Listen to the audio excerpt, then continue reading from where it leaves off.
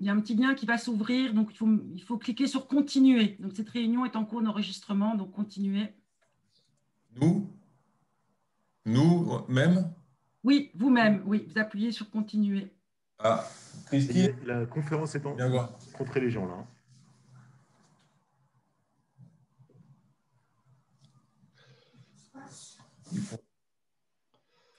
Donc, mesdames et messieurs, bonjour et bienvenue à cette deuxième rencontre consacrée au dernier numéro de la revue d'histoire de la Shoah, intitulée Vichy, les Français et la Shoah, un état de la connaissance scientifique. Ce dossier passionnant a donc été coordonné par Laurent Joly. En guise de préambule, je vous informe que Serge Klarsfeld, ne peut malheureusement pas être parmi nous aujourd'hui. Nous le saluons chaleureusement. Alors, après la première rencontre axée sur les interférences entre la sphère médiatique et les thèses relativisant la politique anti-juive de Vichy, passons à présent à une discussion en présence d'historiens qui ont contribué à ce numéro de la revue d'histoire de la Shoah. Deux questions essentielles qui sont débattues depuis les années 40 vont être au cœur du débat. La première question, pour quelles raisons le régime de Vichy a-t-il accepté de contribuer à la politique génocidaire des nazis en 1942? Et la seconde, comment expliquer que la majorité des Juifs ait pu survivre en France? Alors, pour en discuter, nous sommes ravis d'accueillir Laurent Joly, qui est donc directeur de recherche au CNRS, spécialiste du régime de Vichy. Votre ouvrage « L'État contre les Juifs, Vichy, les nazis et la persécution antisémite » vient d'être réédité en poche. À vos côtés, Laurent, nous accueillons Jacques Semelin, qui est directeur de recherche émérite au CNRS. Vous avez beaucoup travaillé sur les modes de résistance et de sauvetage des Juifs. Parmi vos ouvrages, je citerai votre dernier opus intitulé « La survie des Juifs en France, 1940-1944 », paru donc en 2018 au CNRS Éditions et en 2019 aux presses universitaires d'Oxford. Et vous avez donc rédigé un article dans le volume dont il est question aujourd'hui, qui a pour titre « La survie des Juifs en France, une approche multifactorielle ». Enfin, à vos côtés, nous avons le plaisir d'accueillir Renaud Melst, qui vous enseignez donc l'histoire contemporaine à l'Université de Haute-Alsace. Vous êtes l'auteur de plusieurs ouvrages, dont une monumentale biographie sur Pierre Laval, qui est parue chez Perrin en 2018. Et votre article dans le présent dossier s'intitule « Laval, antisémite qui s'ignore et persécuteur cynique ». Alors, la discussion va donc être modérée par Jean-Marc Dreyfus. Vous enseignez, Jean-Marc, à l'Université de Manchester et vous êtes coéditeur avec Audrey Kishlewski de la revue d'histoire de la Shoah. Vos travaux portent sur les aspects économiques de la Shoah, plus particulièrement sur des questions liées à la spoliation des biens juifs et à leur restitution. Et je citerai également votre dernier ouvrage, paru en septembre 2020 aux éditions Vendémiaire, qui s'intitule donc « Vollrath, de Hitler à Adenauer, un ambassadeur entre deux mondes ». Donc, chers auditeurs, spectateurs, nous nous retrouvons d'ici 50 minutes. Pour celles et ceux qui ne sont pas encore familiers avec Zoom, deux moyens de vous exprimer donc, à l'issue de la discussion, soit en cliquant sur l'onglet discussion qui est en bas de votre écran, vous pourrez donc vous poser vos questions par écrit, soit en levant votre main. Et je dis juste que lever sa main, c'est vraiment à l'issue de la discussion parce que je vois déjà qu'il y a quelqu'un qui a levé sa main. Donc, je vous souhaite à tous les quatre une excellente discussion et on se retrouve donc d'ici 50 minutes. Merci. Merci Julie, merci d'avoir organisé avec autant de doigté cet après-midi. Bienvenue à tous les, je ne sais pas comment on dit, Zoom spectateurs qui sont très nombreux, ce qui montre l'intérêt toujours renouvelé pour un sujet qui semble pourtant rabâché, hein, qui est la question de Vichy et les Juifs. Alors, je suis depuis peu de temps, en fait, le co-directeur de la revue d'histoire de la Shoah, à la demande de Jackie Fredge. C'est un grand honneur, c'est aussi un devoir. Et voilà, ce qui nous demande beaucoup de temps. Je voudrais préciser déjà, faire un peu de publicité, que nous avançons et que les anciens numéros de la revue d'histoire de la Shoah, dont il va être question aujourd'hui, donc depuis 1946, cette revue existe sans interruption. Les anciens numéros ont été tous numérisés et ils sont depuis peu, enfin depuis exactement 10 jours, en accès libre sur la plateforme Cairn. Donc vous pouvez les lire, tout ce qui a été écrit dans la revue depuis 1946, ça fait de nombreux milliers de pages. Alors, quand j'ai repris la revue, ça fait maintenant un peu moins d'1 an et demi, je cherchais de nouveaux thèmes. J'ai pris la succession de Georges Bensoussan, qui avait fait un travail formidable pendant 25 ans.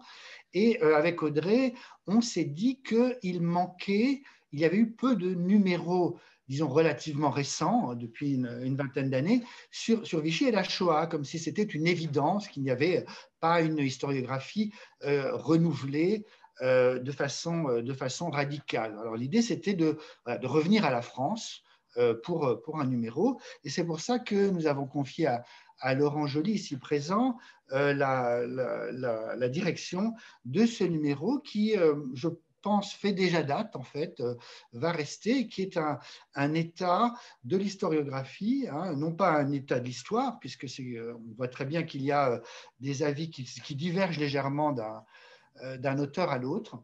Et durant cet après-midi, nous avons choisi de façon très arbitraire, je dois dire, trois des auteurs de ce numéro. Les auteurs des autres articles nous pardonneront, mais nous espérons l'occasion de les faire parler à d'autres occasions.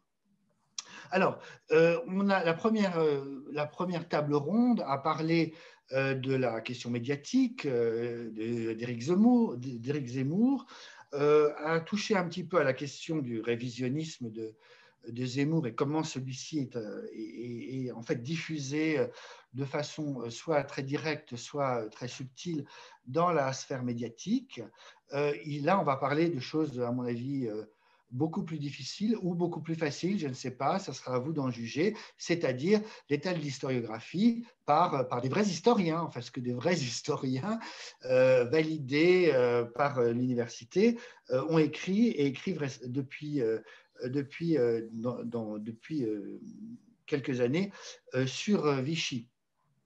Alors, l'une des questions, c'est de savoir qu'est-ce qu'il y a de nouveau, quels sont les débats historiographiques actuels, ou est-ce qu'on reprend en fait des thématiques qui ont été fixées, alors soit dans l'immédiate après-guerre, ou soit après la publication du livre de Marus et Paxton, de Michael Marus et Robert O. Paxton, qui a déjà été mentionné, Vichy, juif, qui, je vous le rappelle, apparu au printemps 1981 en français.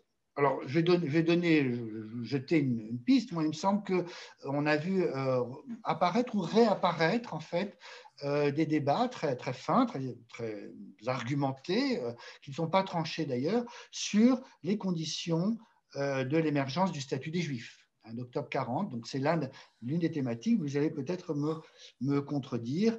On voit également, et là, c'est ce que je ressens après la lecture de ce numéro que je vous recommande, qui est tout à fait excellent, on détaille énormément la question des tournants, en fait, très rapprochés de la politique de Vichy envers les Juifs. On parle beaucoup du tournant de la fin de l'été 1942, un peu moins du tournant de début 1943, et puis celui de juin-juillet 1943, qui est le refus par Vichy de dénaturaliser les Juifs et donc de permettre aux Allemands d'organiser une deuxième série de grandes rafles. L'un des aspects aussi, et vous allez me contredire ou aller dans mon sens, je vous donnerai à chacun la parole, c'est qu'il manque toujours des études très fines sur les derniers mois de l'occupation, sur la politique de Vichy envers les Juifs, disons de l'été 1943 à l'été 1944. Alors, je vous propose de prendre la parole chacun l'un après l'autre, et puis on lancera le débat. Et ensuite, on prendra les questions de nos auditeurs qui sont très nombreux. Alors, à tout seigneur, tout honneur, Laurent, si tu veux bien commencer. Oui, merci Jean-Marc. Alors, Alexandre, peut-être pourriez-vous me montrer l'image parce que Jean-Marc faisait allusion à la dernière fois qu'il y a eu un numéro Vichy et les Juifs dans le monde juif, donc qui est le nom de la revue d'histoire de la Shoah jusque dans les années 90.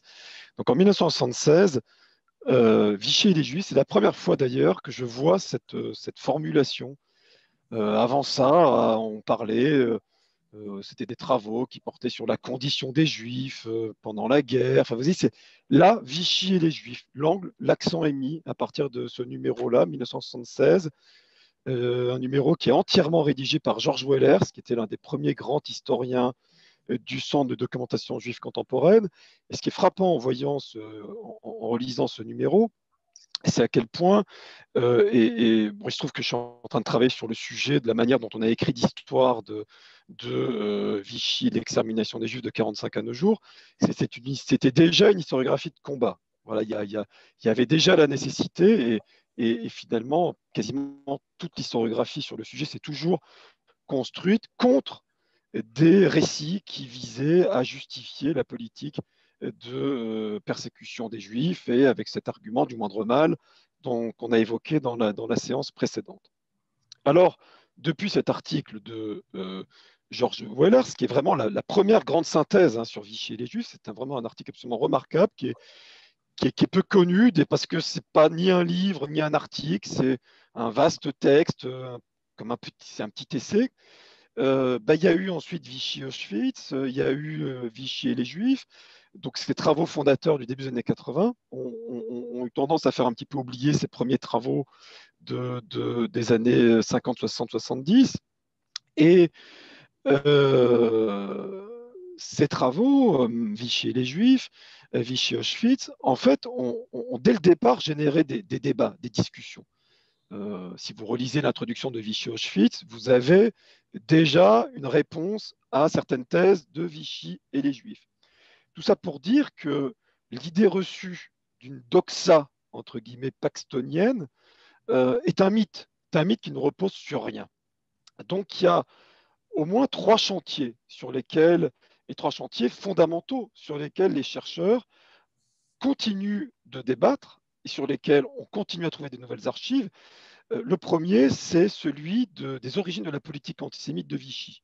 Et là, il suffit de lire l'article de Tal Brutmann, Naissance d'une politique antisémite Vichy, juillet, octobre 1940, déjà pour se rendre compte qu'on découvre de nouvelles sources et que le débat reste ouvert sur Vichy était-il autonome en 1940 ou subissait-il déjà l'influence allemande? Voulait-il s'aligner?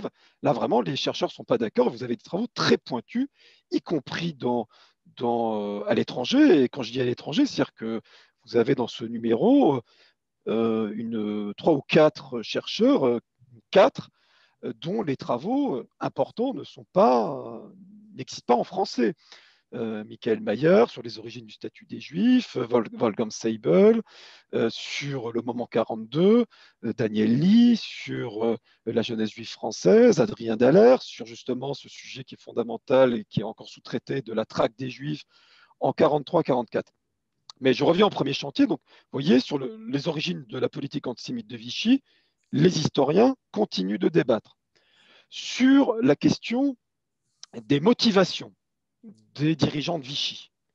Là aussi, c'était important pour nous d'entendre aujourd'hui Renaud Mels parce que sur Pierre Laval, il y avait un trou, il y avait des choses, des choses qu'on ignorait sur ses motivations profondes de pourquoi si facilement Pierre Laval a accepté de contribuer à la politique nazie. Et d'ailleurs, quelle est là aussi, débat entre historiens, entre Bousquet, Laval, lequel est vraiment décisionnaire en juillet 1942. Là aussi, les chercheurs ne sont pas d'accord. Mais le principal chantier, c'est le troisième, et c'est celui qui était la principale finalement controverse entre Klarsfeld et Marius Paxton, et sur lequel les historiens continuent de travailler, c'est la question de l'opinion publique, de la population française.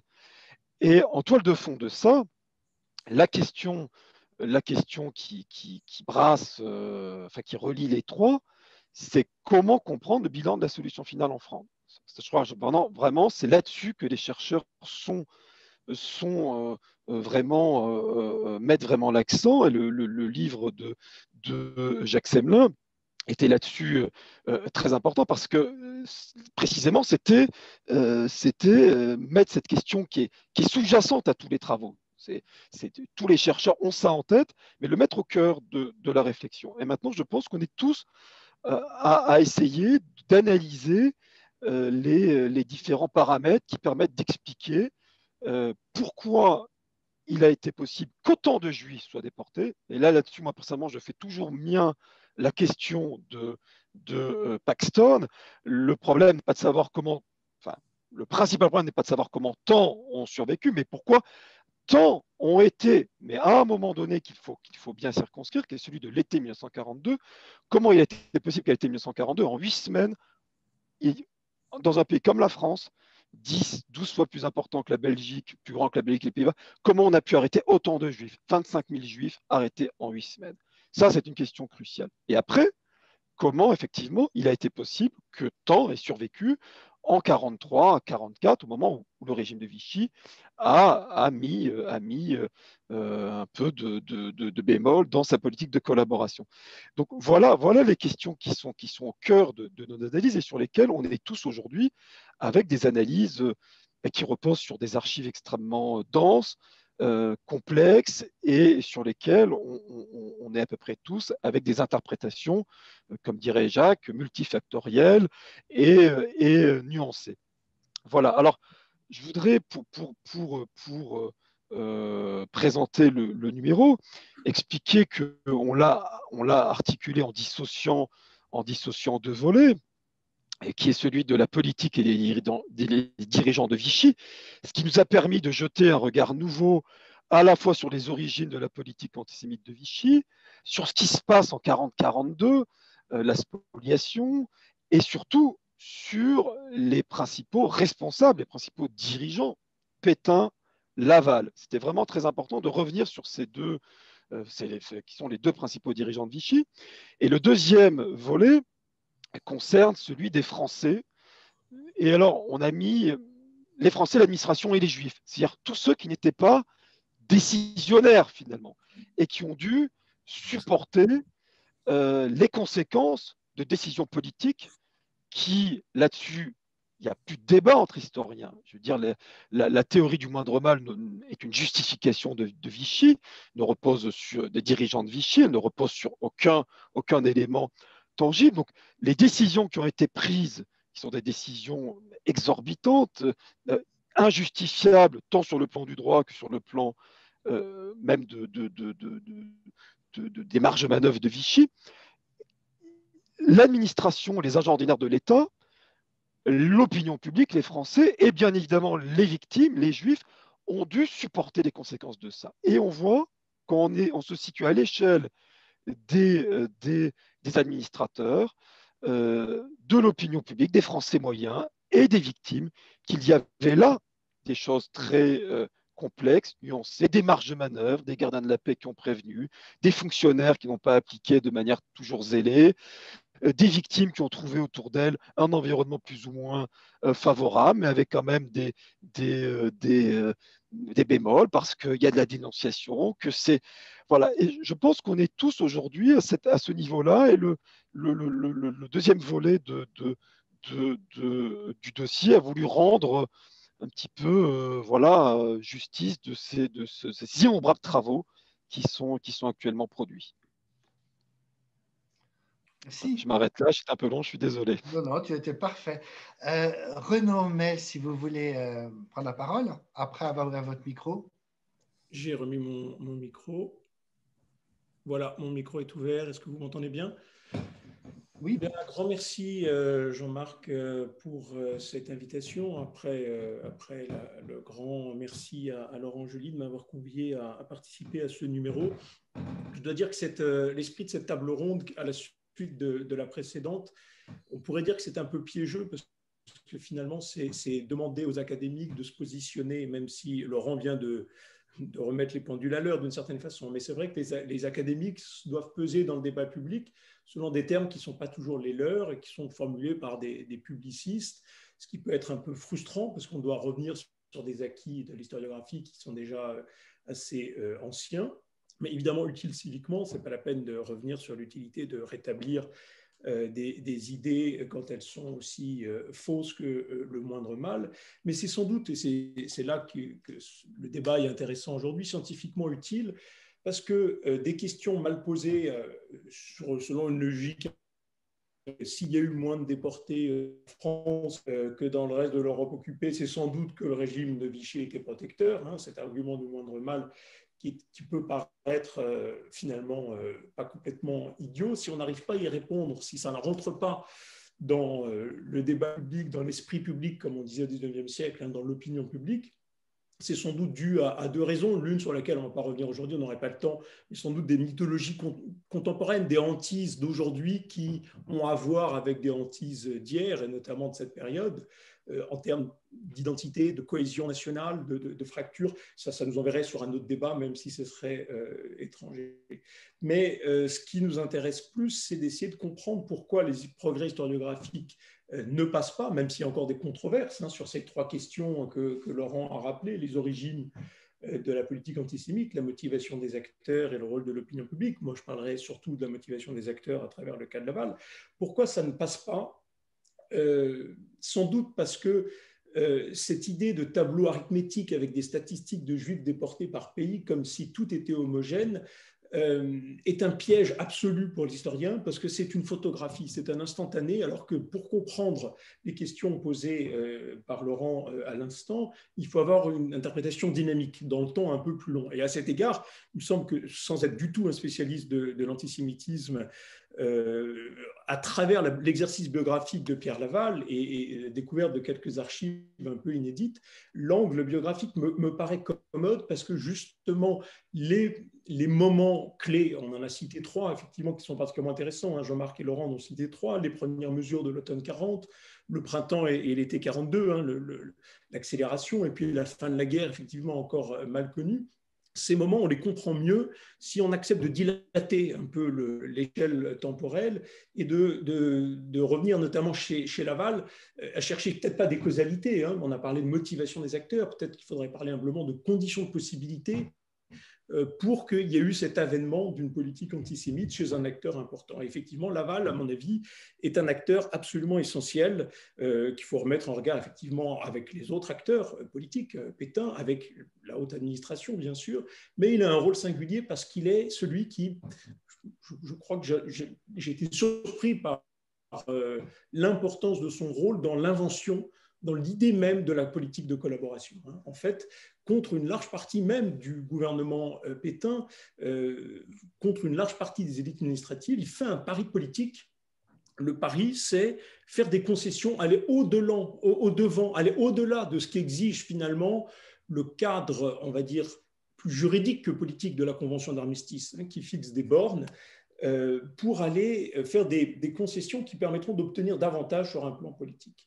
Et ce pari, qui repose aussi sur une forme de mégalomanie de la part de Laval, consiste à dire « je ne vais pas passer par le canal administratif du diplomate ou du militaire », ceux qui se réunissent à la commission d'armistice de Wiesbaden, qui est encore assez mal étudiée, là aussi d'ailleurs, il y a des choses à... Moi, je mettrais bien quelques doctorants sur cette affaire, mais on voit bien que très vite, Laval veut court-circuiter ce processus de négociation qui vise à utiliser le cadre assez lâche de la Convention d'armistice pour obtenir plus en cédant davantage au début. Alors, vous pouvez faire un exposé très rapide, je ne vais pas résumer le millier de pages que j'ai consacré à ce sinistre bonhomme en 10 minutes, mais en gros, il faut comprendre qu'il y a des motifs idéologiques, des motifs politiques et des motifs personnels qui permettent de comprendre, en s'inscrivant dans ce temps la durée d'une vie, comprendre comment Laval arrive à inventer la collaboration et dans cette collaboration à considérer que les Juifs peuvent être une monnaie d'échange, quelque chose qu'on va donner sans que ça soit forcément une importance considérable pour lui. Ce n'est pas un problème, il n'y a pas une question juive pour Pierre Laval dans sa vision du monde, mais on va aller au-devant des demandes qui viendront peut-être un jour des Allemands pour obtenir d'autres choses sur d'autres plans. Donc rapidement sur le motif idéologique, Laval ne se conçoit pas comme un antisémite et d'une certaine façon, ce n'est pas une question qui structure sa vision du monde. Ce n'est pas un enjeu central de sa conception politique. Mais je nuance tout de suite, c'est quelqu'un d'assez compliqué, d'assez subtil, même s'il n'est pas forcément très, très conceptuel. Laval, il est psychologiquement assez fin et donc il faut être très nuancé.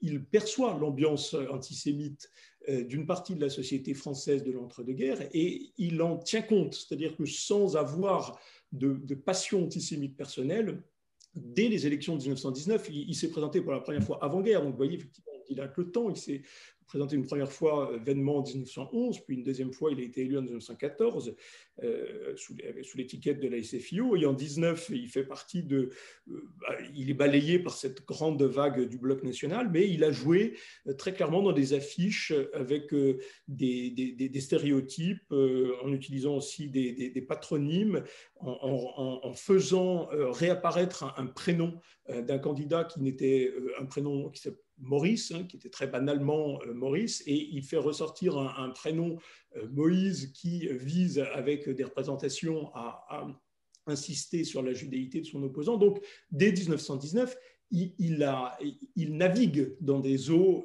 antisémites sans que ça soit jamais un thème obsessionnel pour lui. Sur le plan idéologique, la seule chose qui structure cet homme extrêmement mouvant, extrêmement plastique, mais qui ne se perçoit pas comme mouvant, c'est ça qui est compliqué, il se croit au contraire extrêmement constant, c'est son pacifisme. Mais tous les pacifistes ne se ressemblent pas, évidemment, pacifisme ne veut pas dire antisémitisme. Ce qui est important à comprendre pour les deux points suivants, le motif politique et personnel, c'est que son pacifisme est fondé sur l'idée que la France, c'est un patrimoine matériel. C'est un pacifisme qui se fait au nom d'un patriotisme, au départ au nom d'un internationalisme, c'est mouvant, puisqu'il est socialiste extrêmement radical dans son internationalisme, dans sa jeunesse, puis au nom d'un patriotisme, au contraire, de plus en plus centripète et surtout de plus en plus matérialiste, de plus en plus patrimonial. C'est-à-dire que la France n'est pas une idée, ce n'est pas une valeur. On ne peut pas sacrifier la France dans sa dimension patrimoniale. Il faut protéger, alors ça peut paraître paradoxal pour quelqu'un qui va envoyer à la mort des personnes, mais il faut protéger a priori les personnes, et plus encore que les personnes, les villages français. Il faut protéger la France de la destruction mécanique de la guerre industrielle. En revanche, il n'y a pas de valeur qui se situe au-delà de ce patrimoine français. Je m'arrête un instant sur cette idée. Ce qui est un peu piégeux dans cette conception, c'est la sienne, c'est que du coup, il sous-estime lui-même une des cartes, un des atouts qu'il aura dans son jeu lorsqu'il sera au gouvernement en 40, puis à nouveau en 42, c'est qu'en fait, bien sûr que la France n'est pas seulement un patrimoine matériel, et qu'une des forces de la politique, une des cartes que la France aurait pu jouer, même occupée, même défaite, c'était justement son autorité spirituelle au sens très large, son autorité politique, c'est-à-dire la nation des droits de l'homme, un pays qui est regardé partout comme une référence, et un pays lequel Hitler ne peut pas jouer de la même façon qu'un autre. C'est pas être désagréable pour les Polonais, mais la France ne représente pas, en tant que pays vainqueur en 18, en tant que pays de la Révolution française, la même chose dans le monde que la Pologne. Elle a une autorité internationale différente au nom précisément de ses valeurs. Et c'est quelque chose que Laval écarte complètement. Il en profite, malgré lui, mais il ne joue jamais cette carte. Voilà pour les motifs idéologiques, de façon très schématique. Les motifs politiques, c'est-à-dire quelle est la politique pour répondre à cette constante hantise de maintenir la France en dehors d'une destruction matérielle. Et il faut bien voir que Laval est un homme qui a vécu la Grande Guerre d'une façon très... ça l'a marqué même s'il n'a pas été au front, et puis qu'il est aussi marqué, nous on a un peu tendance à l'oublier, par le conflit de 1870. C'est donc l'idée d'une occupation, d'une destruction, d'une dette à l'égard du vainqueur. Tout cela pèse dans son imaginaire. Il faut donc comprendre que Laval, depuis qu'il est aux affaires, principalement au début des années 30, mais à nouveau en cumulant les affaires étrangères, puis la présence du Conseil après la mort de Louis Barthou, victime collatérale de l'assassinat du roi de Yougoslavie, Laval mène une politique de conciliation systématique avec l'Allemagne nazie, largement par indifférence pour la nature du régime. Il a une vision géopolitique qui dit on fait de la politique, de la réelle politique, je ne tiens pas compte, ce n'est pas un critère pour moi, la nature du régime, que le régime allemand ou italien soit hostile à la démocratie ne rentre pas en ligne de compte. Et puis, avec une sous-estimation évidente du bellicisme intrinsèque du régime nazi. C'est-à-dire qu'il ne comprend pas qu'il y a une logique dans la politique étrangère de Hitler qui n'est pas compatible avec une politique d'apaisement. Mais bon, il n'est pas le seul. Mais ce qu'il faut peut-être mieux voir, c'est que c'est lui qui intronise pour la première fois Ribbentrop comme un interlocuteur digne du concert européen, en le recevant très tôt, dès le 3 décembre 1934, où il croit d'ailleurs à ses protestations pacifistes. Il faut se souvenir qu'il lâche la Sarre, même si elle était sans doute perdue d'avance, mais il fait tout ce qu'il faut pour qu'il n'y ait pas de propagande pour une Sarre autonome. Il lâche l'Europe de l'Est, je ne vais pas rentrer dans le détail de sa diplomatie, mais il rompt très nettement, y compris devant les autorités militaires françaises, avec l'idée qu'on doit avoir une diplomatie de contrepoids par rapport à une dynamique territoriale allemande aussi à l'Est. Il est prêt à acheter la paix en Alsace-Lorraine en cédant à la Pologne. Il le fait comprendre aux Polonais dès la fin de l'année 1934, et il le fait aussi comprendre à Staline d'une certaine façon, qu'il n'ira pas très loin et qu'il achète un petit peu la paix sociale en France et des victoires électorales possibles face à un parti communiste à qui Staline va demander de prendre le tournant patriote. Deuxième politique, donc politique, on va dire, de conciliation avec l'Allemagne nazie depuis les années 30, il faut avoir ça en tête. Deuxième idée qu'il faut avoir en tête, qui n'est pas forcément très sensible à Laval, mais qui montre qu'il évolue très fortement, depuis la victoire du cartel des gauches en 1932, mais surtout depuis le 6 février 1934, Laval perd l'espoir d'asseoir durablement un pouvoir personnel, enfin un pouvoir où il jouerait un rôle important avec les radicaux. Il comprend que progressivement les radicaux vont se faire absorber d'un centre un peu indécis entre le centre droit et le centre gauche vers le Front populaire. Il perd l'espoir de retrouver le gouvernement qu'il a pu nouer avec eux à 2 reprises. Et à partir de là, on peut dire que par dépit de pouvoir gouverner avec les radicaux, il devient le candidat d'une droite qui, à des degrés divers, est favorable à une réforme des institutions, qui est une droite de plus en plus... On pourrait aller directement vers Vichy. Je suis désolé, mais je suis obligé de garder un œil sur la montre. OK. Alors, j'arrête avec cet aspect. Très rapidement, donc, des mobiles politiques qui vont avec des mobiles personnels. Et ces mobiles personnels, c'est une confusion entre les intérêts de la France et ses intérêts, avec cette idée qu'il est le seul garant de la paix ou en tout cas de la sauvegarde de la nation. Et d'une certaine façon, la défaite, il la voit comme une espèce d'ordalie, de preuve qu'il avait raison. Et à partir de là, il est convaincu que la politique de collaboration sera la seule efficace pour sauver la France. Et je rajoute juste cet argument parce qu'il est complètement contre-intuitif et complètement oublié. Il a même été oublié par Laval lui-même et il lui a rappelé par ses collaborateurs, par Jardin notamment, par Bousquet aussi, dont on parlait tout à l'heure. Il est convaincu que si la France ne s'entend pas avec l'Allemagne en 1940, la paix se fera sur le dos de la France entre les Anglais et les Allemands.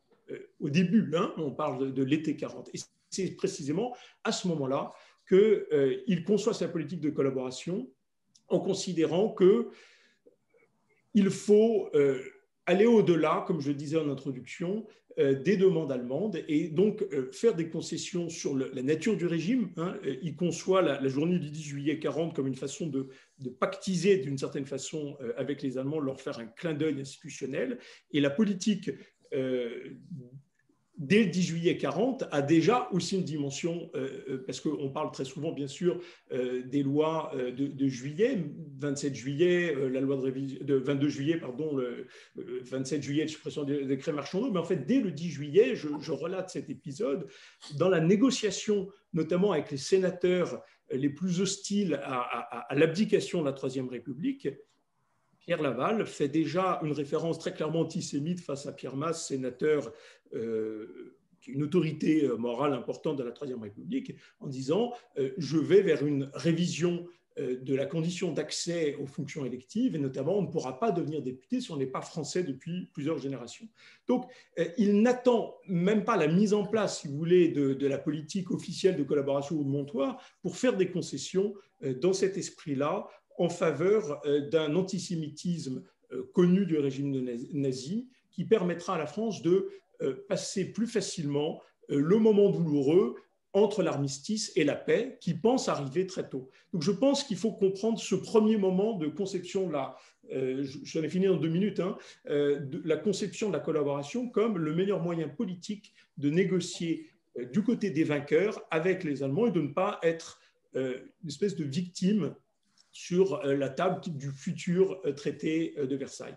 Toute cette mécanique qui met en place volontairement, en allant au-devant des demandes, notamment de Habetz ou des militaires allemands qui sont à Paris, va évidemment le déborder au printemps 1942, mais il va toujours se laisser déborder d'une certaine façon. C'est-à-dire qu'au moment du deuxième tournant du printemps et de l'été 1942, il a très délibérément abandonné l'idée d'utiliser justement ces autorités morales, qu'elles soient du prestige de la France ou de la prestige de la personne de Pétain, qui pèse encore un petit peu dans le rapport de force avec les Allemands.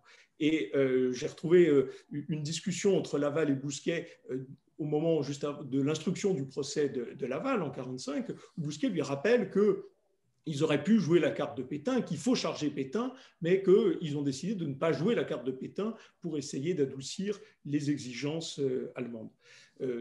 Pour terminer, pour conclure, puis on ira plus dans le détail, j'ai eu au moment de la discussion, cette trajectoire de Laval, qui est une trajectoire plus politique, compris pour des intérêts personnels qui confond avec ceux de la France, qu'idéologique, ça fait une dialectique avec l'idéologie. Et en fait, Laval, qui ne se voyait pas comme antisémite, tient des propos, notamment les propos, le procès-verbal manuscrit, pas l'officiel, du Conseil des ministres du 3 juillet 1942, montre Laval parlant comme un Darquier de Pellepoix, ce qui n'était pas du tout le cas du Laval de 10 ans plus tôt, parlant des déchets pour les Juifs étrangers qu'on peut tout à fait céder aux Allemands. Il ne sera pas déshonoré de les envoyer aux Allemands. Voilà, je suis désolé si j'étais un peu long. Merci Renaud. Donc Laval comme tenant d'une politique de l'école réaliste des relations internationales. Bon, pour simplifier. Jacques, si tu veux présenter. Bien, merci de cette invitation. Mon sujet, Laurent l'a annoncé, tourne autour de la question de la survie des Juifs en France, donc les 75%. Un chiffre qui reste impressionnant en comparaison des chiffres des autres pays de l'Europe occidentale, puisque 75% des Juifs aux Pays-Bas ont été exterminés, 48% en Belgique. Et donc, j'ai cherché à travailler ce sujet, tout en ayant travaillé précédemment sur la Shoah, les crimes de masse, les génocides, etc. C'est vraiment une question qui m'intéressait de comprendre ce phénomène de la survie des Juifs en France, à partir du moment où l'historiographie, depuis Marius et Paxton, a essentiellement été consacrée à la persécution et à la déportation des Juifs dans le cadre de la collaboration de Vichy. C'était normal que ce travail se fasse et se continue. Mais il me semble qu'on est aujourd'hui à un tournant historiographique pour 2 raisons. La première, c'est que ce sujet de la survie des Juifs est un objet de recherche en soi, me semble-t-il. Pourquoi?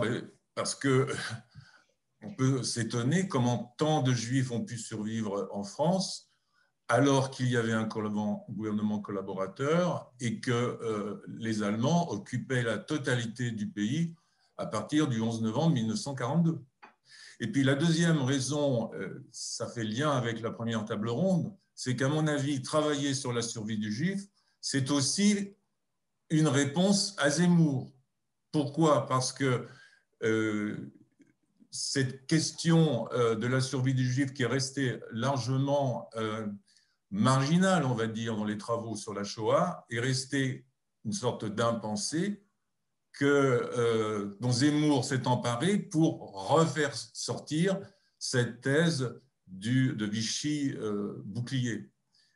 Et donc, travailler sur la survie des Juifs, c'est donc une manière de vouloir répondre à Zemmour, non pas comme lui, c'est-à-dire en idéologue ou polémiste, mais en historien.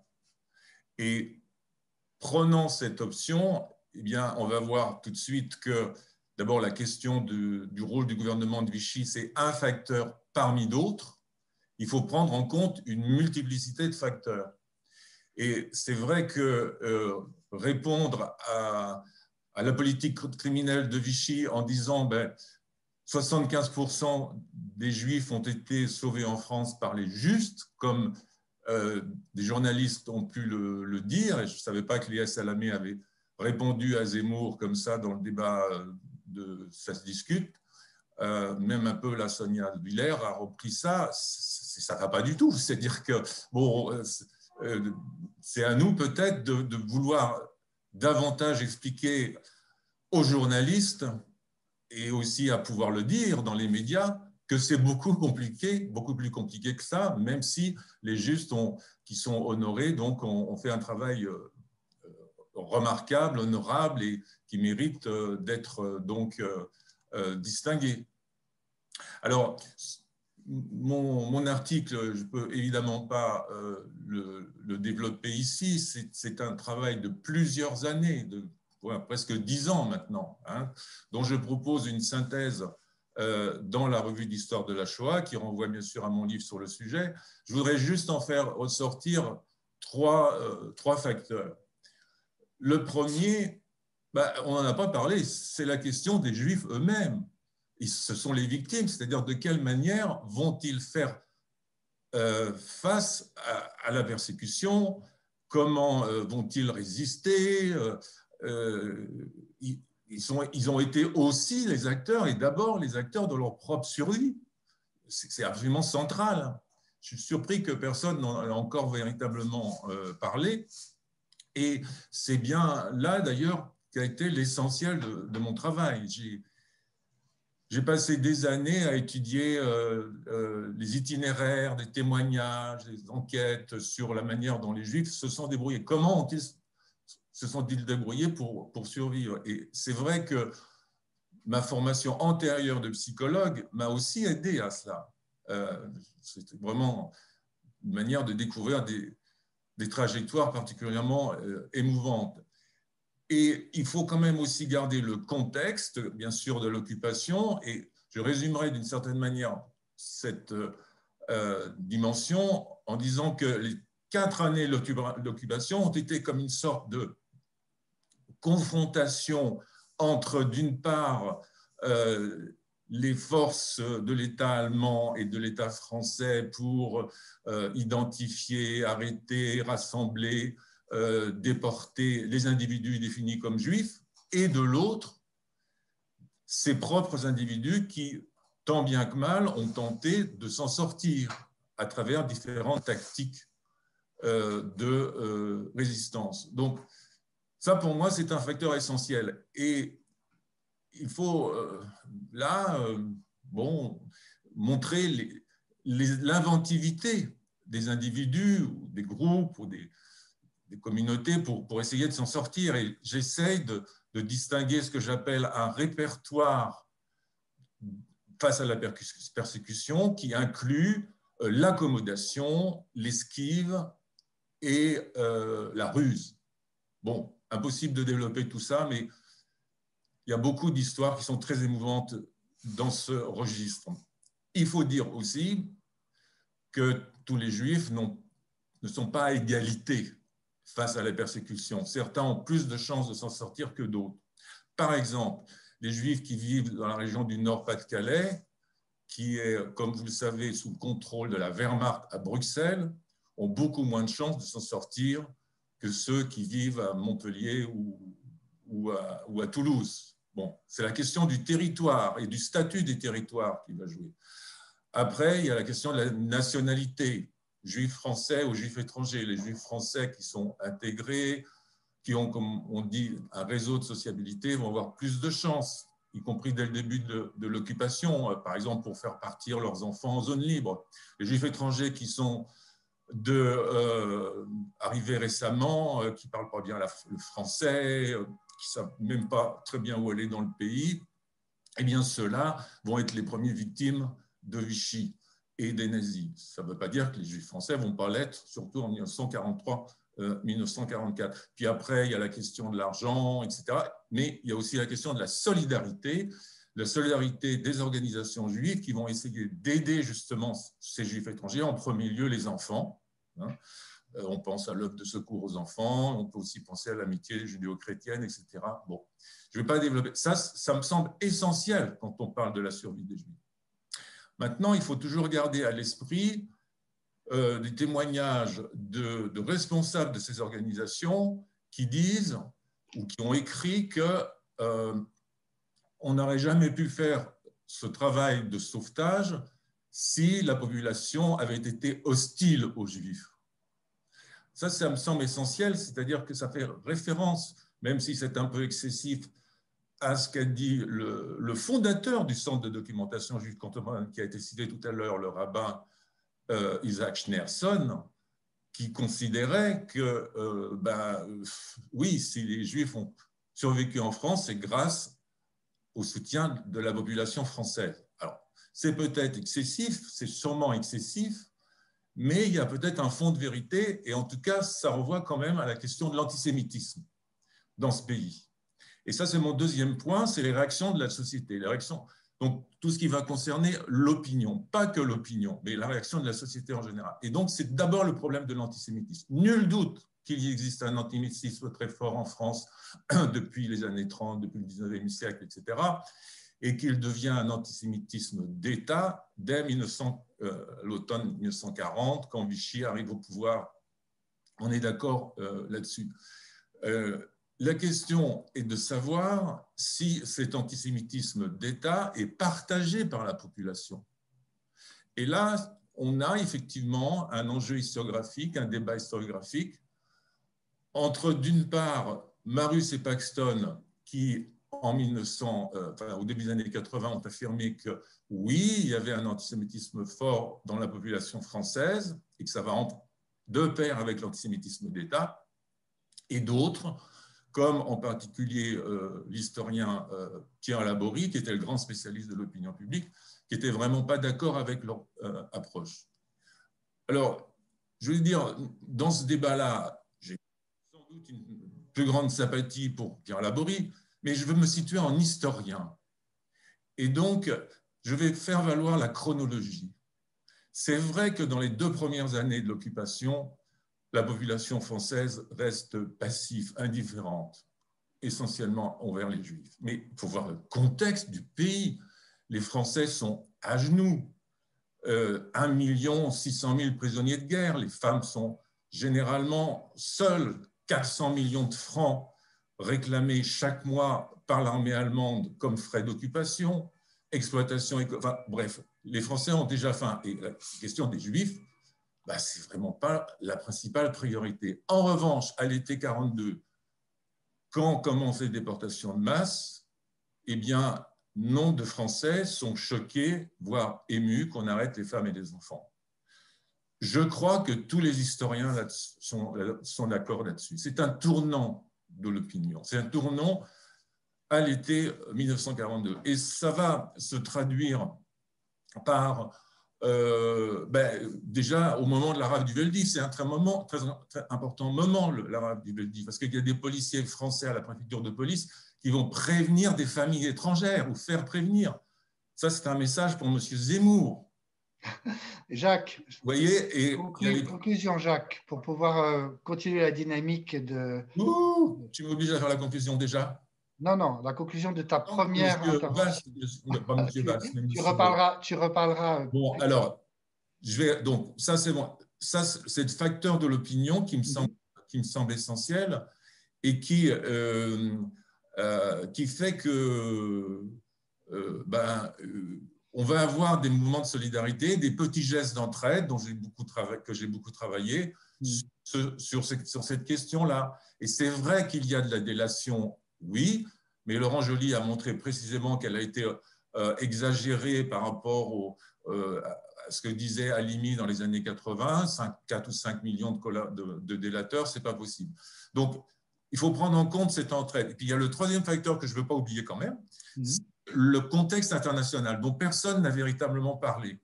Les objectifs des nazis ne sont pas les mêmes à l'Est et à l'Ouest de l'Europe. À l'Est, c'est la conquête de l'espace vital et c'est là où commence le génocide.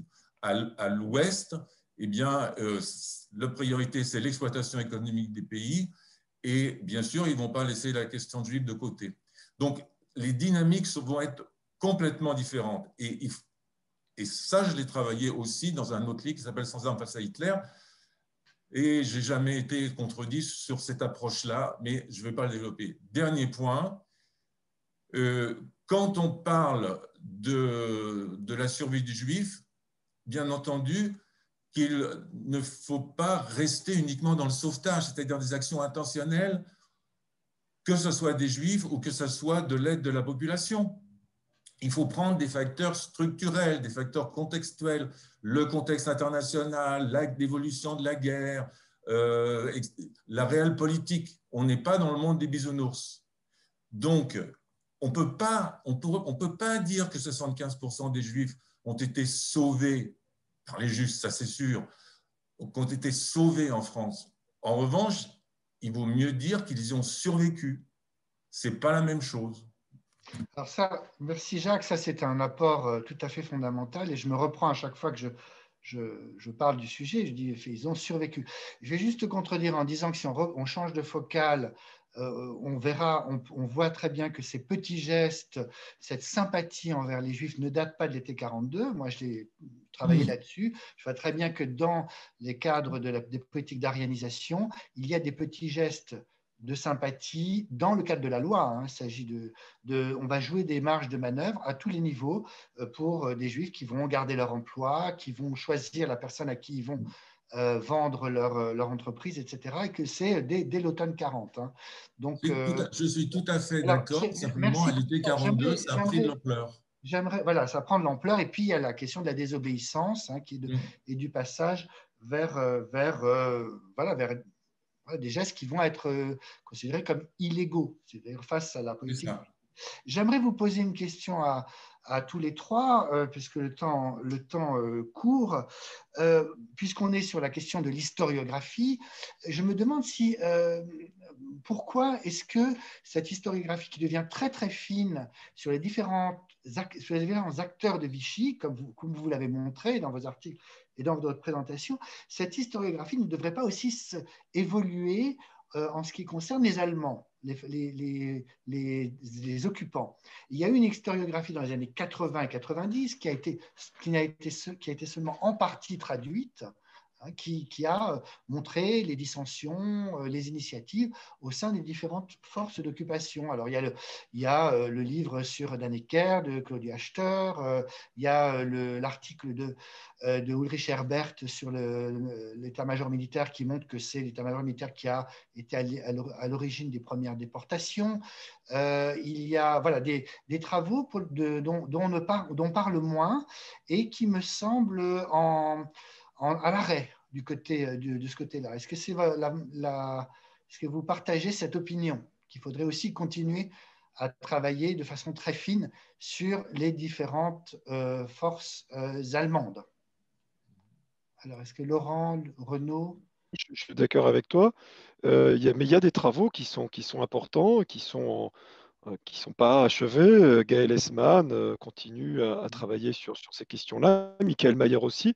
Michael Mayer a fait un livre dont l'un des grands axes de réflexion porte justement sur cette opposition entre un antisémitisme sécuritaire, celui du MBF, et puis un antisémitisme vraiment génocidaire, celui incarné par la SS, la Gestapo. Et il essaye de voir les divergences et convergences, et donc c'est un axe de réflexion qu'il a. Michael Mayer, pour l'instant, ses travaux ne sont pas accessibles en français. L'article qui est là, publié dans notre numéro, c'est la première fois, mais il y a un livre qui est très important et qui brasse quand même assez largement déjà le sujet. Oui, ça serait très important de développer ces travaux du point de vue allemand pour les années 42-44. Pourquoi ? Parce qu'on voit, on le sait, une sorte de de rétraction de Vichy après la protestation des évêques de l'été 42. Et si Serge Klarsfeld avait été là aujourd'hui, il aurait sûrement parlé de ce moment-là. Mais après, moi, j'aimerais en savoir plus sur les contradictions qu'il y a pu avoir à l'intérieur de l'appareil nazi, sur ceux qui pouvaient tenir une ligne dure en disant ben, on y va quand même, et d'autres, y compris des SS, qui disaient non, non, c'est plus important d'avoir un gouvernement qui protège notre armée, qui fait partir des travailleurs en Allemagne, et puis les Juifs, on y reviendra plus tard. Mais ça, Jacques, c'est connu. Ça, c'est déjà. Oui, je sais, mais j'aimerais avoir plus. J'aimerais s'il y a eu d'autres débats, des archives. C'est ça ma question. Je le sais.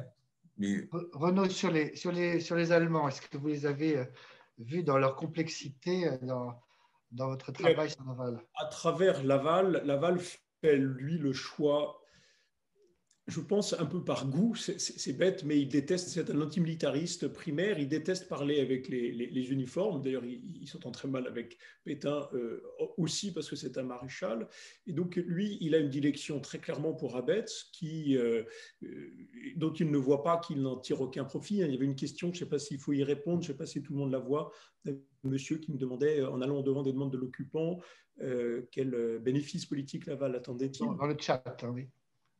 Est-ce qu'il faut y répondre? Je ne sais pas, mais j'essaie de mêler de dire qu'effectivement, Laval a en tout cas une représentation des Allemands qui n'est pas du tout panoramique, pas du tout panoptique, et il n'a pas bien conscience des nuances, il les voit finalement assez peu en dehors d'Abetz, hein, c'est-à-dire qu'il n'aime pas avoir des relations avec les militaires, il voit très peu de fois, et vraiment au détour d'une réception mondaine, Göring, enfin des personnalités majeures. Mais d'ailleurs, on devrait se dire aussi que le travail du côté de l'historiographie française, elle n'est pas complètement close non plus sur la façon dont l'articulation entre le politique et l'administratif, à commencer entre les préfets, est quand même assez nuancée. C'est-à-dire que Laval peut dire des choses assez différentes au préfet selon le territoire où il est, selon la sensibilité politique du préfet.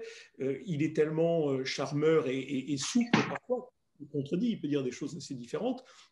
Et d'ailleurs, on parlait un petit peu du contexte géopolitique. Lui-même dit à ses préfets, ça dépend. Si on est dans un territoire qui est proche des Italiens, il faut plutôt faire plaisir aux Italiens. Si on dépend davantage des Allemands, il faut en tenir compte. Mais en tout cas, Laval ne parle pas l'allemand. Laval ne connaît pas bien l'Allemagne. Et Laval a une représentation extrêmement pauvre de la réalité des centres de décision dans le monde germanique. Alors, il s'entretient plusieurs fois avec Hitler. Il en fait des récits assez homériques. D'ailleurs, il se pose en héros et martyr à la fois. Il partirait à chaque fois avec cette fameuse dose de poison qu'il va finir par utiliser dans sa prison pour échapper au châtiment suprême. Mais en fait, il échange assez peu de choses. Hein. Quand on croise les sources entre les relations qu'il fait ou celles de ses hommes, notamment Rocha, le secrétaire général du Quai d'Orsay, et les sources allemandes, on voit qu'en fait, il a très peu d'échanges avec les autorités allemandes et que son principal canal, c'est Abetz ou ses hommes, et que il ne sait pas ensuite ce que deviennent ces échanges avec les représentants civils du Troisième Reich à Paris. Alors, il nous reste peu de temps, mais je vais vous poser encore une dernière question avant qu'on ouvre à nos éditeurs. On en a parlé déjà, mais alors quels sont les chantiers à venir? Si vous avez des doctorants, sur quoi vous les faites travailler? On a parlé des archives de la commission franco-allemande d'armistice, enfin, elles sont très nombreuses par commission. On connaît bien la première année, en fait, hein, ce qui a été publié d'ailleurs en partie, et beaucoup moins ce qui se passe à partir de l'automne 41. La question de la territorialité, c'est pour ça que l'article de M. Dallaire qu'on a publié est une bonne ouverture, hein, qui montre des hiérarchies dans la dangerosité pour les Juifs dans le département du Vaucluse, hein, qui essaye de une première tentative. Qu'est-ce qu'il y aurait d'autre à étudier pour continuer à approfondir cette historiographie qui est déjà assez fine? Oui. Jacques? Oh. Pardon, Jacques? Oui. Ben, toujours dans ce fil concernant la survie des Juifs, la complexité, c'est qu'il s'agit de travailler sur la survie des Juifs sans jamais oublier les morts. C'est ça et je suis d'accord avec ce que disait Laurent au départ. Il faut toujours garder aussi en tête la déportation. Et de mon point de vue, pour avancer, ce ne peut être qu'à travers des études locales ou départementales. C'est-à-dire qu'il s'agit d'étudier à la fois le processus de déportation et le processus de non-déportation. C'est-à-dire qu'on peut peut-être faire ressortir les chiffres, les pourcentages par département. Par exemple, Alexandre Doulu a commencé à faire ça et c'est très intéressant, mais ça peut être aussi au niveau d'une ville, d'un quartier, d'un immeuble, d'une rue, voir qui est pris, qui s'en sort, qui s'échappe, qui va être repris, etc. Donc, à mon avis, ces micro-études sont extrêmement intéressantes. D'accord. Laurent, tu aurais une recommandation pour des doctorants à devenir? Il y a encore plein de chantiers. On en parlait tout à l'heure, la question des KDS et les affaires juives en province. Je veux dire, ça, il manque une thèse là-dessus. À ma connaissance, on n'a pas d'entamé. La question des administrateurs provisoires de biens juifs. Tu peux juste préciser ce que c'est, pardon? Donc, c'est les responsables de la CIPO-SD, de la police SS en province. Donc, ils ont localement une autorité suprême. Enfin, ils ont un pouvoir extrêmement grand et on connaît très mal ce qu'ils font à l'égard des Juifs en province. Donc ça, c'est un sujet. Il y a la question des administrateurs provisoires de biens juifs. Il se trouve que j'ai un doctorant sur le sujet. Et alors, Jean-Marc, à ma connaissance, il y avait eu une thèse de 3e cycle en 85, et il n'y avait rien sur les administrateurs provisoires de biens juifs. Ils sont une population de plusieurs milliers d'acteurs. Et voilà, donc il y a l'année 43-44, il y a encore beaucoup de travail. Renaud, alors. Oui, non, mais on évoquait la convention d'armistice. Les archives du Quai d'Orsay sont encore assez riches. Les papiers Rochat, notamment, sont vraiment intéressants, même si c'est une machine qui tourne un peu à vide, mais en termes de représentation et des glissements progressifs de ce corps des diplomates. Bon, moi, je travaille beaucoup sur les diplomates. C'est quand même assez intéressant de voir leur positionnement, même s'il y a des départs ou il y a le bureau d'études Chevèle, par exemple. Typiquement, ça serait intéressant d'aller voir de plus près. Enfin, tous ces cadres vichy-résistants, enfin, déclarés comme tels, avec des étiquettes qui sont parfois un peu trop monolithiques. Et voilà, donc pour moi, dans la haute administration française, il y a encore des choses à voir. Dans les écrits du fort privé aussi, beaucoup. Je pense que les travaux de Pierre Laborie dont on parlait tout à l'heure sur l'opinion publique, ils sont passionnants, mais c'est un champ qui n'est pas infini, mais c'est une dimension tellement labile qu'il faudrait, je pense que plusieurs monographies à la fois territoriales qui sortiraient un petit peu des terrains déjà bien explorés par Pierre Laborie dans d'autres zones. Il y a aussi des tas de choses à faire en tant qu'Alsacien, sur tous ces Alsaciens qui sont partis vers le sud-ouest. Bon, il y a des choses. C'est vrai que les Alsaciens sont en majorité dans ce panel. C'est ça.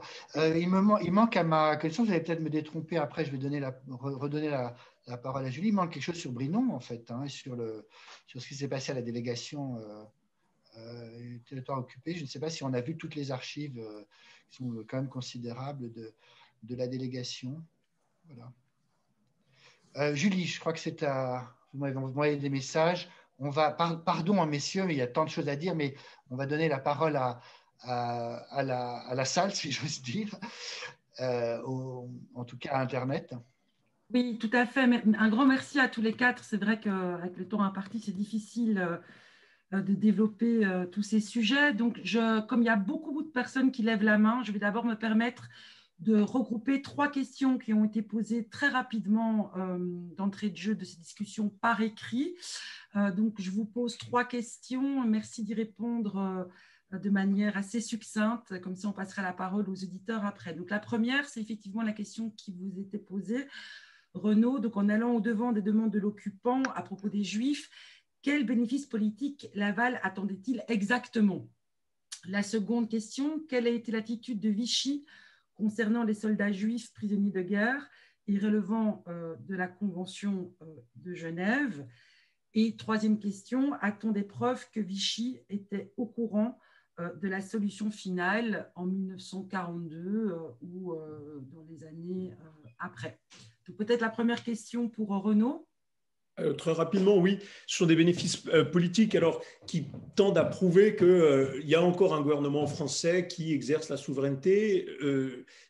Donc, question territoriale, revenir sur la ligne de démarcation. Laval se fait des grandes illusions. Il pense que la ligne de démarcation est provisoire, ou en tout cas qu'on va pouvoir, sur le plan économique, réunifier la France. Donc, il pense obtenir des choses. Il obtient extrêmement peu de choses, des points de passage pour les officiels, des cartes postales pré-imprimées qui peuvent passer la ligne, mais voilà, ils s'illusionnent quand même sur des résultats. Les prisonniers, on parlait du 1,5 million de prisonniers, ça c'est l'obsession électoraliste de Pierre Laval, c'est de faire revenir les prisonniers dans les foyers. Il y arrive pour ceux de son village, de son patelin de Châteldon, mais il n'y arrive pas globalement. Alléger l'indemnité quotidienne qui au contraire ne cesse de s'alourdir. Mais tout ça finalement c'est à inscrire sur une visée plus large. Je suis désolé d'être un peu obsessionnel, mais c'est le traité de paix. Pierre Laval, il a fait toute sa carrière politique par rapport au traité de Versailles. Il est obsédé par l'idée que les Allemands vont faire à la France, que la France a fait à l'Allemagne, un traité humiliant, et donc il veut sauvegarder les frontières. Est-ce qu'il est prêt à sacrifier Alsace-Lorraine? Possiblement, mais il aimerait sauver le reste. Il est au courant de travaux de géographes allemands qui viseraient à justifier, sur le plan ethnologique, etc., une France largement amputée à l'Est, on va dire, pour faire très, très rapide. Et son obsession, c'est de dire on a perdu la guerre, mais avec moi, c'est à cause du Front populaire, mais moi je vais gagner la paix. Et donc on aura un traité de paix qui ne sera pas trop dur pour la France. Pour ça, il donne les Juifs, il donne l'or belge, il donne plein de choses et il ne récupère jamais rien. Donc c'est un leurre, mais c'est un leurre dont qu'il attribue à Darlan à son départ le 13 décembre 40 et au fait que ce n'est pas lui qui a suivi les dossiers. Okay. Sur les soldats juifs prisonniers pendant la guerre? Oui, alors rapidement, ils sont protégés par la Convention de Genève, et sur ce point-là, Vichy est même pionnier dans la position de principe qu'il affiche et qui va être reprise par d'autres pays qui avaient eux aussi des soldats juifs prisonniers de guerre. Donc là-dessus, Vichy a fait respecter une convention internationale, ce qu'elle n'a pas fait en 1942. Vichy aurait pu invoquer la convention de La Haye pour refuser de livrer des femmes, des enfants, des non-allemands. Enfin, il y avait au moins deux dispositions de la Convention de La Haye qui étaient en contradiction avec ce que les Allemands demandaient. Vichy, là, n'a pas fait du droit en 1942. Et alors, la question que je veux bien passer. Oui, qu'est-ce qu'on savait? Donc, j'ai consacré un chapitre de mon livre sur ce sujet. Qu'est-ce qu'on savait à Vichy? Et j'ai pu l'étayer par la source dont on parlait tout à l'heure, qui est une source absolument fondamentale, qui est parue récemment. C'est le journal de guerre de Paul Morand. Et là, les intuitions qu'on pouvait avoir, Renaud Meltz ou moi, sur un Laval qui, en gros, ne peut pas ne pas savoir, là, maintenant, avec ce qui est quand même, ce qui ressort du journal de Paul Morand, c'est que l'information a circulé et qu'il y a une forme de cynisme qui s'est emparé des dirigeants de Vichy. Et c'est une réaction assez classique de mauvaise conscience retournée en agressivité. On voit Bousquet qui se vante de liquider 13 000 juifs. On voit Laval qui fait des blagues assez odieuses. On voit Paul Morand qui dit bon, ben, en gros, ce qu'on dit à Vichy, c'est que les juifs sont gazés dans des camions. Voilà, donc l'information a circulé très tôt. Et on a des acteurs qui ont conscience qu'ils participent à un crime injustifiable et qui le retournent dans une agressivité, un cynisme et puis bientôt un mensonge qui va être la politique du moindre mal. Juste pour ajouter, pardon, sur les soldats juifs prisonniers, il y a un livre récent de mademoiselle Douéry en allemand qui va être chroniqué dans un numéro à venir de la revue d'histoire de la Shoah. On espère qu'il sera traduit. C'est vraiment une somme. Là, on sait aussi mystérieusement que cette application des conventions internationales a joué à la marge pour ce curieux épisode qui a été la déportation à Bergen-Belsen et non pas à Auschwitz d'un certain nombre de femmes avec leurs enfants de prisonniers de guerre qui sont toutes revenues sauf un enfant. Jean-Marc, si vous voulez bien inscrire la référence, enfin, du moins le nom de Oui. l'historienne dans le… Comme ça, les personnes peuvent se procurer le livre. Alors, je vais passer la parole maintenant au public par ordre des personnes qui ont levé la main. Donc là, nous avons Madame Suzanne Levitsky. Donc, je vous en prie, je pense qu'Alexandre va ouvrir votre micro. Ah, on ne voit pas très bien. Madame Levitsky, est-ce que vous nous entendez? J'ai activé un pour qu'elle… Je vais demander à Julie. Oui. Ah, madame. Alors, bon, petit souci avec Madame Levitsky peut-être, on vous reprendra peut-être après. Je passe la parole à Viviane Lévy-Brûle. Donc, il faut activer… Bonjour. Bonjour. Ma question fait justement suite à ce que vous disiez sur les soldats juifs prisonniers, parce que ce que j'avais l'impression, si je regardais ma famille, c'est que tous les jeunes hommes qui ont été prisonniers de guerre donc pendant 5 ans, et même certains qui ont refusé de travailler quand ils étaient dans les stalags, sont revenus, et il n'en est pas de même des jeunes hommes qui étaient restés en France parce qu'ils n'avaient pas l'âge de partir à l'armée, et donc pour certains ont été déportés. Et je me demandais quand même s'il n'y avait pas là un rôle de l'armée allemande qui les a protégés. Merci. Alors, il faudrait rentrer dans les détails. On sait que les officiers juifs français ont été regroupés dans un oflag particulier qui a été un tout petit peu décrit, ce qui n'a pas été le cas apparemment des soldats. Les juifs polonais de l'armée polonaise, ça c'est quelque chose que j'ai lu récemment qui m'a beaucoup surpris, les juifs polonais prisonniers en 1939 ont été également pour leur majeure partie protégés. C'est très étonnant. C'est que la Wehrmacht a fait tenir la convention également pour la Pologne. On sait qu'elle ne l'a pas tenue du tout pour les soldats soviétiques qui sont morts en masse. Il y a eu 3,5 millions, je crois, de soldats soviétiques qui sont morts de faim sur le territoire, enfin prisonniers, morts de faim. Alors, Vichy a eu un problème avec ça, c'est ce que décrit le livre que j'ai mentionné, c'est qu'est-ce qu'on fait, comment on joue sur cette interaction. Par exemple, qu'est-ce qui se passe quand un juif prisonnier de guerre est libéré? Est-ce qu'il va être soumis aux ordonnances antisémites? Voilà, il y a une contradiction. Il y a le culte des anciens combattants, des prisonniers de guerre, et en même temps, il y a la politique antisémite. Alors, ils ont 3 mois en général, puis au bout de 3 mois, il y a les interdictions professionnelles qui s'appliquent. Qu'est-ce qui se passe pour leur entreprise? Est-ce que les entreprises vont être mises sous administration provisoire? Est-ce qu'on va leur rendre? Voilà, il y a toute une jurisprudence qui d'ailleurs mériterait d'être détaillée et étudiée. Avis aux doctorants. D'ailleurs, il y en a un qui s'est déjà manifesté dans le chat, un possible doctorant.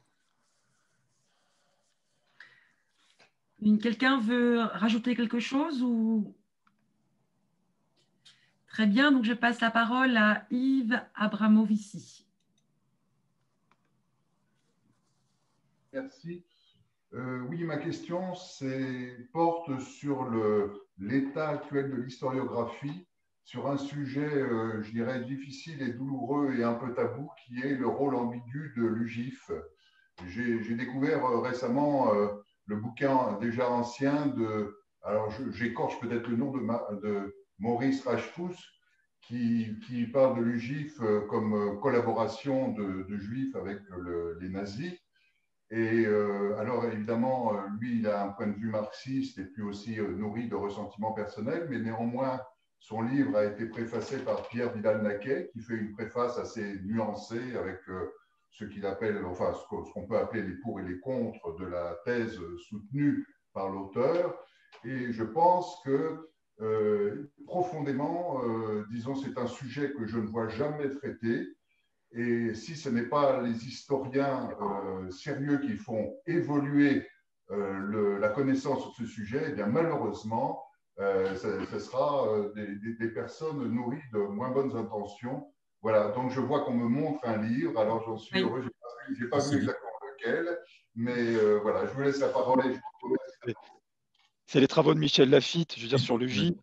Et d'ailleurs, Pierre Vidal-Naquet a fait en quelque sorte amende honorable, puisqu'il a préfacé le livre de Michel Laffitte qui s'appelle Un engrenage fatal, l'UGIF face aux réalités de la Shoah 41-44, qui est un livre qui est sorti en 2003 et qui est un livre fondamental, tiré d'une thèse de doctorat.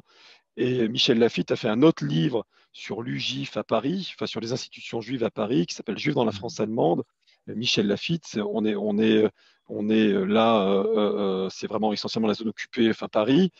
Donc voilà, et c'est un point de vue très nuancé, finalement plutôt favorable à l'UGIF dans son action et ses intentions, même s'il montre très bien dans son livre, celui-là, Un engrenage fatal, à quel point finalement ils ont été un outil de la mise en œuvre contre leur gré de la solution finale. Et s'il y a un organisme, une institution pour lequel la notion de moindre mal peut se justifier, c'est l'UGIF.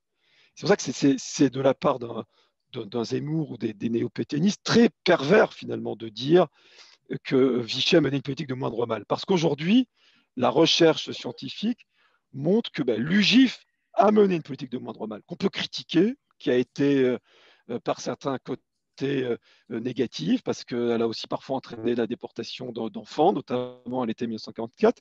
Mais il y a eu, y compris chez les plus hauts dirigeants de l'UGIF, un double jeu. Il y a des gens qui ont vraiment fait un double jeu, qui ont abrité, on le sait, la 6e. Enfin, il y a eu une partie clandestine. L'UGIF a joué un rôle clandestin. L'UGIF a aussi continué à nourrir des gens, donc ça a permis aussi de les sauver. Donc voilà, le moindre mal, en France, Vichy et la Shoah, c'est l'UGIF. C'est pas Vichy, c'est pas Pétain, c'est pas Laval. Oui, et pardon, sur l'UGIF, on a d'intéressantes comparaisons avec l'Europe de l'Ouest. On n'a pas beaucoup parlé de la nécessité, mais des difficultés d'avoir une approche comparatiste. Les 75% en France, les 25% de survivants aux Pays-Bas. Mais on voit très bien que l'UGIF a eu la chance de ne pas être contrainte à des choix bien plus drastiques que ne l'a été le Jutserat, par exemple aux Pays-Bas, ou même l'Association des Juifs de Belgique à Bruxelles. Voilà, donc le moindre mal. Mais c'est vrai que pour l'instant, ce qu'on a de plus avancé, c'est vraiment tout à fait recommandable, une lecture tout à fait recommandable, ce sont les ouvrages de Michel Laffitte. Ce que j'ajouterais, c'est que je suis d'accord avec ce que a dit Laurent et Jean-Marc, c'est qu'il faut aussi distinguer les deux zones. Le GIF en zone nord et le GIF en zone sud, ce n'est pas la même chose. Mais effectivement, ils sont dans le moindre mal et ils essayent aussi d'infiltrer le GIF pour sauver des gens, quoi. Donc on est effectivement dans l'ambiguïté. Ce qui est dommage d'un point de vue historiographique, c'est que Michel Laffitte n'ait pas sorti un livre issu de sa thèse. C'est-à-dire qu'il a sorti 2 livres, il en voulait en faire, je ne sais pas s'il le fera un 3e sur la zone sud, mais c'est vrai qu'il manque aujourd'hui un grand livre, voilà, qui soit un livre qui est UGIF dans le titre et qui soit clairement identifiable. Les travaux de Michel Laffitte sont extrêmement importants et je constate qu'ils ne sont pas assez connus à cause de cette stratégie de publication un peu saucissonnée. C'est dommage. J'espère qu'un jour, il va sortir sa thèse, un peu réduite, mais qui sera sa grande thèse sur l'UGIF. Alors, je passe la parole à Daniel Delmer, que je salue.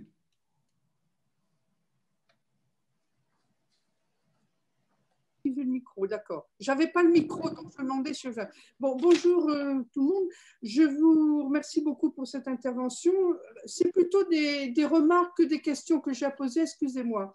D'abord, pour aller dans le sens de Jacques Semelin, qu'encore une fois, je remercie beaucoup d'aller dans le même sens que moi, ou c'est moi qui vais dans le même sens que lui. En effet, bon, je travaille sur le Nord-Pas-de-Calais, vous le savez, et la question des Juifs qui se sont sauvés eux-mêmes, l'exemple vraiment très, très marquant, c'est celui du fameux sauvetage en gare de Lutfivre, qu'on dit toujours sauvetage. Or, il faut bien comprendre que la moitié des Juifs qui sont sortis de la gare sont sortis sur leur initiative, c'est avec l'aide des cheminots, bien sûr, mais c'est eux qui demandent aux cheminots de sortir. Donc, voilà un exemple qui peut aller dans le sens de ce que dit Jacques Semelin, et ne pas oublier qu'immédiatement après cette sortie de la gare de Fives, parce qu'ils allaient monter dans le train de déportation, hein, ils étaient à peu près 500, et il y en a une soixantaine qui ont pu en sortir. Et immédiatement après, s'est mis en place un comité de sauvetage des Juifs, où la moitié des organisateurs de ce comité étaient des Juifs. Donc voilà, encore une fois, pour aller dans le sens de la thèse de Jacques Semelin. Également, pour aller dans ce même sens, comment dire, les Juifs qui sont dirigés par camion vers la gare de l'île Fives choquent effectivement beaucoup la population fivoise qui est autour de la gare et qui se mobilise également pour être le relais après, parce qu'une fois qu'ils sont sortis de la gare, il faut en faire quelque chose de ces Juifs. Eh bien, c'est la population fivoise qui, bien souvent, les prend en main. Voilà. Alors, tout à fait d'accord pour dire que les Juifs n'ont pas été sauvés, mais qu'ils ont survécu. Ça, je suis contente d'entendre dire cela, parce que l'exemple, enfin, c'est un exemple un peu particulier, hein, j'en aurai d'autres, mais l'exemple de Fives-Lille, c'est exactement ce qui s'est passé. Voilà ce que je voulais surtout dire. Donc, ce sont des remarques plutôt que des questions. Excusez-moi d'avoir pris la parole par des remarques et non pas des questions. Merci en tout cas de me l'avoir donné. Jacques, vous voulez rebondir? Oh, pas vraiment, non. Je pense que cet exemple près de Lille est absolument remarquable et malheureusement pas suffisamment connu. Oui, Jean-Marc, non? Oui, moi j'ai appris cette histoire tout à fait extraordinaire récemment. En fait. Excusez-moi. Voilà, qui permettre de poursuivre le débat sur ce qu'il reste encore à faire et peut-être qu'on va trouver des histoires aussi extraordinaires, peut-être moins spectaculaires dans bien d'autres régions de France, ce qui ira dans le sens de Jacques Semelin. Alors là, on n'est pas dans des petits gestes, on est quand même dans des gestes plus marquants. Hein. Il y a la question dans le chat, Julie, si vous voulez la lire, sur une question très difficile. Je serais très content d'avoir l'avis des membres de ce panel. Faut-il débattre avec Zemmour? Ah, mais je ne l'ai pas vue encore, celle-là. Voilà, Philippe. Ah oui, je la vois. D'accord, oui. Alors, ne serait-il pas utile d'organiser un débat avec Zemmour qui dispose d'une tribune quotidienne sans contradicteur? Qui veut répondre? Moi, je connais mal les médias audiovisuels, parce que je n'ai jamais eu, pour des raisons familiales, la télévision. Je sais qu'il démonte très habilement les arguments, qu'il a une maîtrise. Donc, je pense qu'il ne faut jamais refuser le débat, mais qu'il faut poser les termes, les conditions. Donc, typiquement, je crois que vous, dans ce cadre-là, en maîtrisant les choses, ça pourrait être intéressant. En revanche, j'imagine que sur les chaînes d'information continue, où on a 2 minutes et demie pour s'exprimer, et où quelqu'un qui maîtrise admirablement, c'est un sport comme un autre, hein, et qui est quelqu'un qui est entraîné, il vous entraîne justement là où vous ne voulez pas aller. Donc moi, je ne serais pas hostile a priori, mais je pense qu'il faut que le cadre soit bien déterminé, que les règles du jeu n'avantagent pas l'un des pugilistes, puisque ça sera un pugilat plutôt que la recherche sereine de la vérité, a priori, de ce que je peux comprendre du personnage que je connais très peu. Voilà. Donc, tu es en train de nous dire qu'il ne faut pas le faire. Et je pense que tous les arguments rationnels tendent à ce qu'il ne faut pas le faire. Je pense que les gens qui y vont ont tort. Ils y vont parce qu'ils ont un livre à vendre, parce qu'ils pensent qu'ils vont. Alors, il y a aussi parfois le péché d'orgueil. On se dit, tiens, moi Zemmour, je vais y arriver. Moi. Et la grande panique de Zemmour quand il a lancé son émission sur CNews, c'était que les gens ne veulent pas venir débattre. C'est la seule chose qui l'embêtait. Et quand vous y allez, vous êtes sur son terrain et vous vous faites massacrer. Et sur les terrains qui sont les nôtres, ça ne présente pas beaucoup d'intérêt. Je veux dire, on a face à quelqu'un qui n'est pas de bonne foi, qui ne connaît rien. Je veux dire, il a lu 2 livres, il ne connaît pas. Il est prêt à mentir, il est prêt à insulter. Donc je vois pas l'utilité, mais à chaque fois, c'est là où on voit qu'on est dans un monde de confusion. À chaque fois que je fais une conférence, que je vais quelque part, mais pourquoi vous ne débattez pas avec Zemmour? Mais tout le temps, ça revient. Alors que la vraie question, c'est pourquoi on se trouve face à une telle situation? Pourquoi il n'y a pas d'autres espaces où les historiens ont plus de temps pour évoqué leurs travaux. Pourquoi, quand je sors l'État contre les Juifs, je n'ai pas eu une seule émission sur France Culture, alors que Zemmour a pu parler 50 minutes et que moi, on m'a demandé pendant 7 minutes de répondre à toutes les aberrations qu'il avait répondu. Voilà, on est face à un problème d'organisation des médias, mais ces débats-là, comme en règle générale, l'immense majorité des débats sur ces chaînes d'infos continues n'ont aucun intérêt. Voilà, c'est le néant intellectuel. Donc, je ne vois pas pourquoi. Moi, j'ai refusé d'y aller. On m'a proposé de débattre avec Zemmour. J'y suis pas allé parce que ça servait à quoi d'aller dans une émission où vous allez avoir 5 minutes, vous placez un mot. Voilà, je pense que c'est un. Voilà. Laurent, tu dis que pour ton aîné bouquin, tu as eu droit à 7 minutes sur France Culture. Moi, j'ai eu droit à 0 minute. Alors qu'il me semble que mon travail est assez central sur les questions dont on discute. Mais on voit où est le problème. On voit où est le problème. Quoi? Tu vois où est le problème. Le problème, c'est pas ce qu'il faut débattre ou pas avec Zemmour. Le problème, c'est autre chose. Mais je dois dire que j'ai débattu avec Robert Paxton sur France Culture. Ça, c'était plus intéressant pour le livre précédent, Persécution et entraide. Mais je rejoins Laurent. Moi, je me suis posé la question. On m'a déjà aussi posé la question. Pourquoi vous ne débattez pas avec Zemmour? Mais on n'est pas à armes égales. Et puis, on représente deux logiques différentes.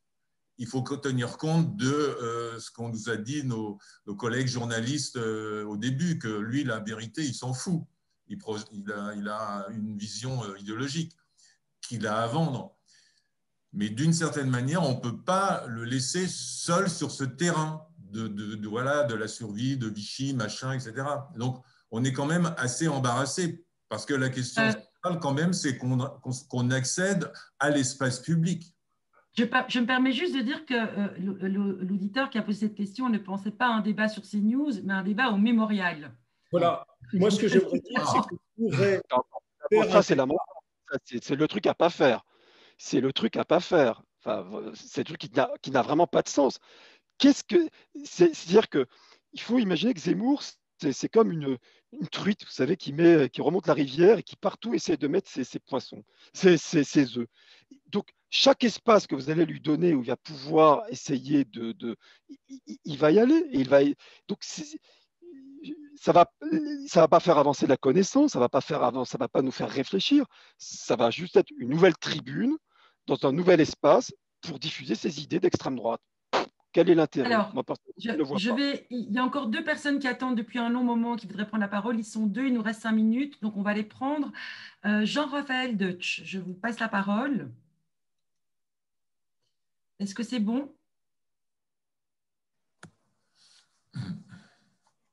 Jean-Raphaël Deutsch. Est-ce que vous m'entendez? Oui, très bien. Très bien. Alors, d'une part, juste une remarque. Alain Finkielkraut a essayé de débattre avec Zemmour. Il s'est fait dévorer dans sa propre émission. Donc, je suis d'accord avec Laurent Joly, ce ne serait pas une très bonne idée. Bon. Deuxièmement, on dit souvent qu'il y a 2 grandes périodes au commissariat général aux questions juives. En ce sens, il y a toute une série de choses. En ce sens qu'il y a la promotion d'une politique d'un antisémitisme français de la part de Xavier Vallat et d'autre part d'un antisémitisme racial de la part d'Arquier de Pellepoix. Mais est-ce qu'on ne peut pas nuancer ça disons, est-ce qu'il y a déjà des podromes d'un antisémitisme racial précédemment ou au contraire, dans la deuxième période, il y a encore des restes d'antisémitisme français? Alors ça, c'est Laurent qui peut répondre, qui a travaillé beaucoup sur ces 2 intéressants personnages. Je contredis ces représentations-là d'un Vallat antisémite français traditionnel et puis d'Arquier, le pro-nazi, je veux dire, dans les logiques de fonctionnement du commissaire aux questions juives, ça ne tient pas. Et un homme comme Xavier Vallat s'inscrit déjà dans la perspective de la solution finale, dès le début, dans l'esprit dans lequel l'entendent les Allemands en début 1941, qui est une vaste déportation. Et lui, il est dans le même état d'esprit que les dirigeants de Vichy en 1942, c'est-à-dire on va pouvoir se débarrasser des juifs étrangers. Et d'Arquier de Pellepoix, quand il est commissaire général aux questions juives, il reste sur cette même ligne. Et d'ailleurs, il va même donner des interviews dans la presse en disant bon, les juifs français, on va les garder, et les juifs étrangers, on va s'en débarrasser. Donc, moi, je ne vois pas de différence fondamentale dans leur manière voilà, entre Vallat et Darquet de Pellepoix. Mais ça, c'est des représentations d'après-coup et qui sont aussi liées à des personnalités qui, effectivement, sont très différentes. Vallat et Darquet de Pellepoix, je me rappelle la première fois que j'ai appelé Serge Klarsfeld, en 98, je faisais mon mémoire de maîtrise sur Xavier Vallat. Il m'a dit Xavier Vallat, je serais allé boire un coup avec lui, mais pas avec Darquet de Pellepoix. Voilà. Bon, est-ce que Serge Klarsfeld ira boire un coup avec Éric Zemmour? C'est la question. Alors, la dernière question, donc, on vous donne la parole, Serge Nietchin. Je ne sais pas si je dis bien votre nom.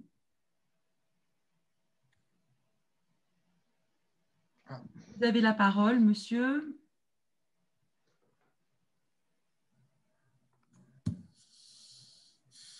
Son micro est branché, Alexandre? Il n'a pas de micro, j'ai l'impression. Je ne peux pas l'autoriser. Ah, zut, mais c'est vrai qu'on n'a pas de micro.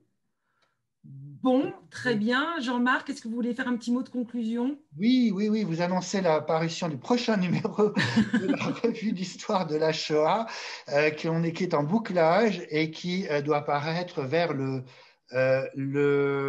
20 mars. Et il y aura 2 dossiers, l'un sur les nouvelles recherches sur la Shoah en Union soviétique et l'autre, encore plus novateur, première approche sur l'histoire et la non-restitution de la spoliation des instruments de musique durant la Shoah. Eh bien, je vous remercie infiniment tous les 4 pour cette riche et très intéressante discussion. Moi, je vais également aussi faire un petit peu de pub, toujours pour le mémorial, évidemment, en vous annonçant que jeudi prochain, donc le 28 janvier à 19h30, nous débuterons un cycle de conférences sur l'année 1941, qui, comme vous le savez, a été décisive dans la destinée des Juifs européens. Et donc, pour la conférence inaugurale du site, nous accueillons sur Zoom, malheureusement, toujours, l'historien américain Timothy Snyder. Et cette conférence inaugurale sera modérée par Christian Ingrao. Toutes les informations sur ce cycle d'historiographie sur l'année 1941 se retrouve donc sur le site du mémorial. Je vous souhaite à toutes et tous une très très bonne soirée et on se retrouve donc la semaine prochaine sur